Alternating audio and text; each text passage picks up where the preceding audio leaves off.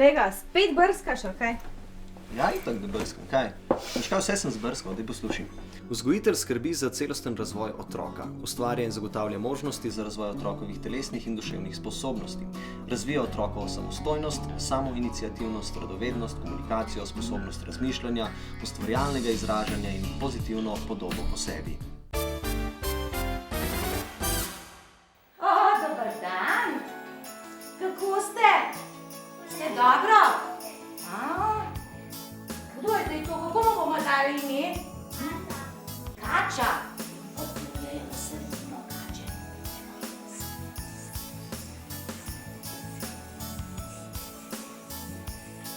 Kaj vse lahko delajo naše roke?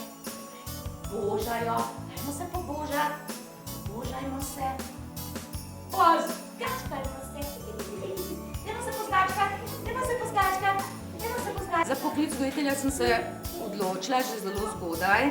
V vrtec sem hodila samo pol leta, nisem bila vesela in že takrat sem si rekla, da bom postala vzgojiteljica, da bom prijazna tovarišica. Včasih so nas klicali tovarišica.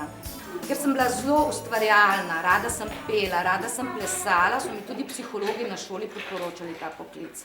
Kaj pa imate pri svojem poklicu najraje? Težko bi rekla, da imam nekaj najraje. Sigurno imaš najraje otroke.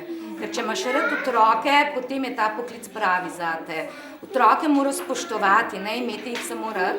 Moraš vedeti, da so to majhna bitja, da moraš biti previden z njimi, da jim moraš vedno in vselej prisluhniti in potem iz njih ven izvirati in se igrati z njimi. Kakšen naziv pa si pridobijo študentje po končanem študiju? Ko zaključijo študij, imajo naziv vzgojitelj oziroma vzgojiteljica predšolskih otrok. Kako pa poteka učni načrt? Šolanje traja 3 leta. Prvo leto je posvečeno bolj posameznim strokovnim predmetom, kot so pač teorija vzgoje, predšolska pedagogika, razvojna psihologija, pedagoška psihologija. Drugi letnik je posvečen bolj posameznim metodikom, narava, jezik, družba. Tretji letnik je pa že priprava na pisanje diplome. Kaj pa recimo bi vi rekli enemu mlademu človeku, ki razmišlja, da bi šel to študirati?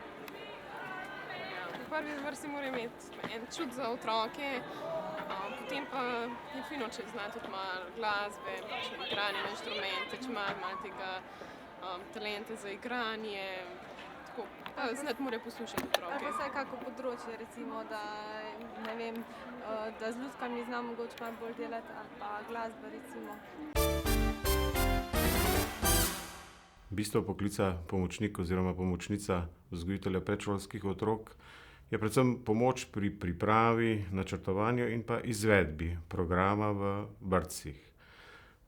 Za ta poklic so seveda primerni tisti, ki imajo dober občutek za delo z otroki, nasploh z ljudmi, ki imajo razvit čut za glasbo, umetnost, ustvarjalno izražanje in ki se razvijajo socialne in komunikacijske veščine. Izobrazbo za pomočnika oziroma pomočnico se je mogoče pridobiti na 11 srednjih šolah v Sloveniji in pa na celi vrsti seveda oblik izobraževanja odraslih. Ta poklic je vsaj v tem trenutku izjemno perspektiven. Praktično vsi zaradi manjšega baby booma, ki ga imamo v tej državi, si pridobijo lahko zaposlitev relativno hitro. Ima pa še to prednost, da je mogoče seveda z dokončano izobrazbo in poklicno maturo nadaljevati izobraževanje na praktično vseh pedagoških poklicih naprej.